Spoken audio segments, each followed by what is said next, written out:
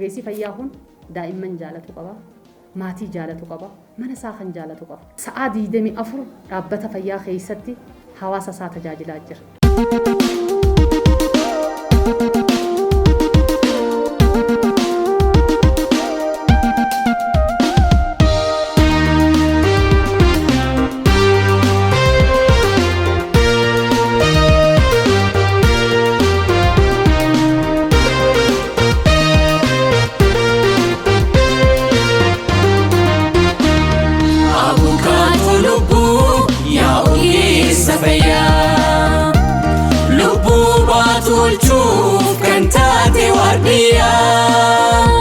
Rabbiin sinuuf kenne yaa ogeessa fayyaa, yaa ogeessa fayyaa, yaa ogeessa fayyaa.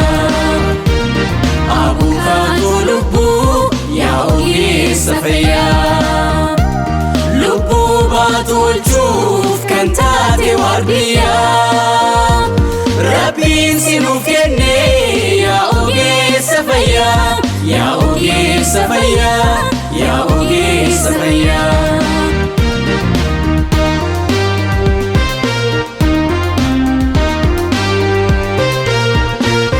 Yaa ogeessa fayyaa maaliin madaalamta? Ati wareegamtee kan lubbuu hambifta.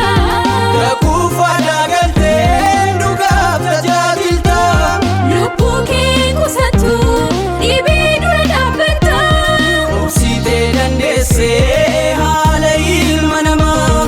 Gumaachi kee marti maaliin madaalama? Nan miidhama jettee hin sodaattu dhibee. Dadhabbiin kee humni tulluu dhiibee. Baakiyya baattee Yaa ogeessa fayyaa, na yaaluuf dhiphattee. yaa ogeessa fayyaa, dhibamee madoofnaan Yaa ogeessa fayyaa, yoomnarraa baqattee. Yaa ogeessa fayyaa, abukaatoo lubbuu wani fayyaa kooti. Fayyaan koo si harkaa barrabbiin gaditti. Abukaatoo lubbuu wani fayyaa kooti. Fayyaan koo si harkaa barrabbiin gaditti.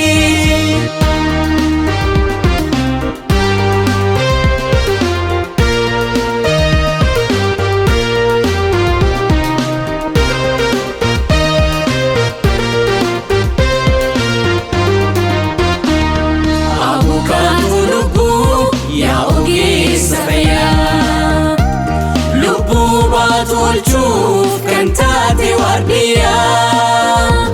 Rabbiin sinuuf kenne yaa ogeessa fayyaa, yaa ogeessa fayyaa, yaa ogeessa fayyaa. Abukaatoo lubbuu yaa ogeessa fayyaa, lubbuu baatu oolchuuf kan taate waardiyyaa. Rabbiin sinuuf kenne yaa ogeessa fayyaa, yaa ogeessa fayyaa, yaa ogeessa fayyaa.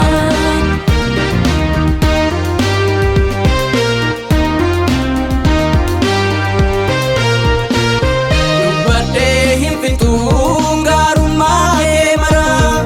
nuti hin beekin malee oolmaa qabda nurraa. Dadhabbii fi nuufiin hin mul'atu sirraa. Faaruutu siif mala meesiif faarsa har'aa. Jiliisuu dadhabnaan ulfina irratti. Deessuun haadha hundaa si harkatti katti. Hiyyeessaaf dureessaa xiqqaa guddaa maraa. Haqaan tajaajilta hin qolleeffaturraa.